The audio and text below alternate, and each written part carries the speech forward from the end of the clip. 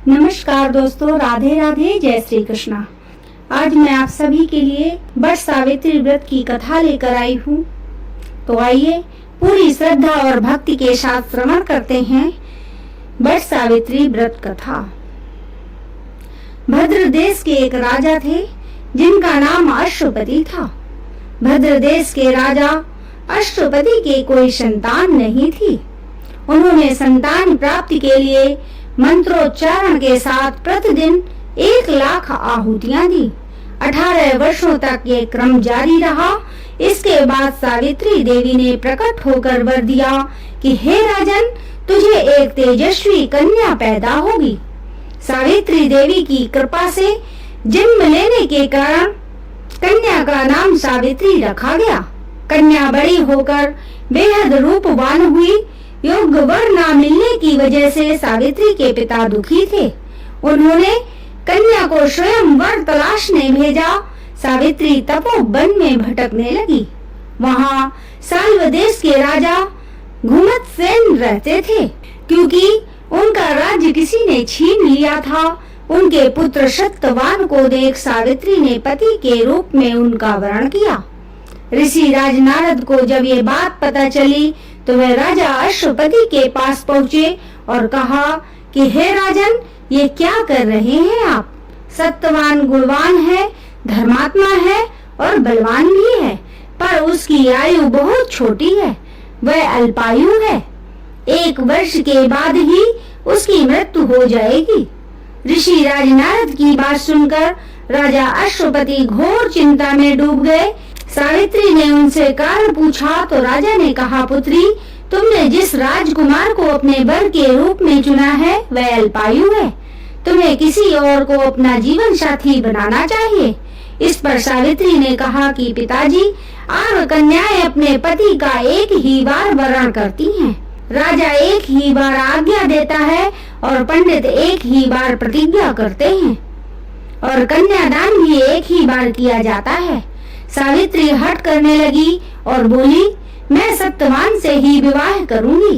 राजा अश्वपति ने सावित्री का विवाह सत्यवान से कर दिया। सावित्री अपने ससुराल पहुंचते ही सास ससुर की सेवा करने लगी। समय बीतता गया। नारद मुनि ने सावित्री को पहले ही सत्यवान के मृत्यु के दिन के बारे में बता दिया था। वह दिन जैसे जैसे करीब आने लगा, सावित्री अधीर होने लगी। उन्होंने 3 दिन पहले से ही उपवास शुरू कर दिया।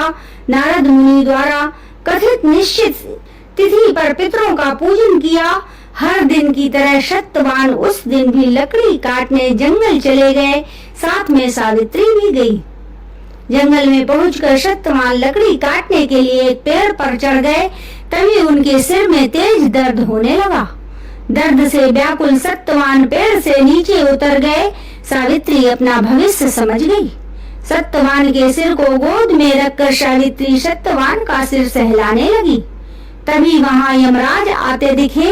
यमराज अपने साथ सत्यवान को ले जाने लगे। सावित्री भी उनके पीछे पीछे चल पड़ी।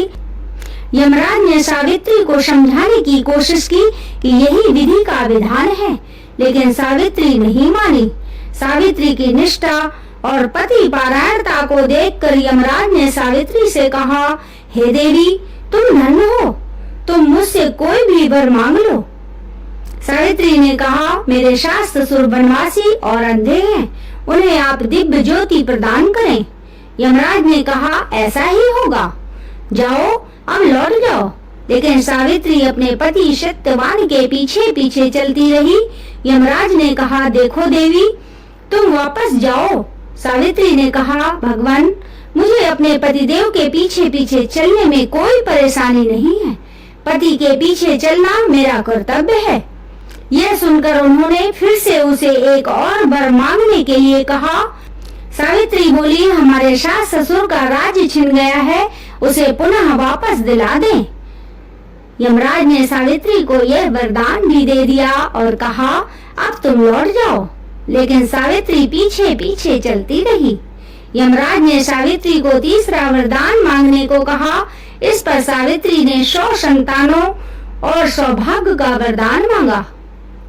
यमराज ने इसका वरदान भी सावित्री को दे दिया। सावित्री ने यमराज से कहा कि प्रभु, मैं एक पतिव्रता पत्नी हूँ और आपने मुझे पुत्रवती होने का आशीर्वाद दिया है। यह सुनकर यमराज को सत्यवान के प्राण छोड़ने पड़े।